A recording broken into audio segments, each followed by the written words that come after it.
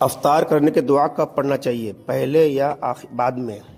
حضرت عبداللہ بن عباس رضی اللہ تعالی عنہ سے روایت ہے کہ کان صلی اللہ علیہ وسلم اذا افطر قال اللہم لک صمنا وعلی رزقک افطرنا فتقبل منا انت السمیع العلیم۔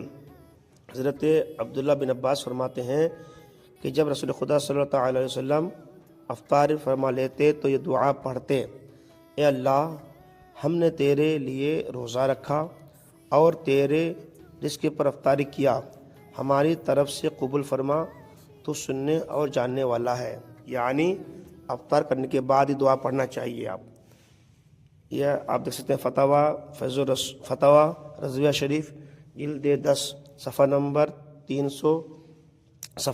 634، فتاوی یورپ و برطانیہ صفحہ نمبر 231، فتاوی فقہ ملت جلد اول صفحہ نمبر 344، فتاوی فیض الرسول جلد اول صفحہ نمبر 516۔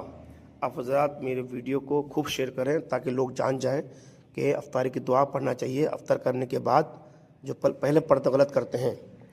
اس لیے کہ ہم نے روزہ رکھا اللہ کے لیے، افطاری کیا اور اللہ کے دیے ہوئے نعمت پر، نا تو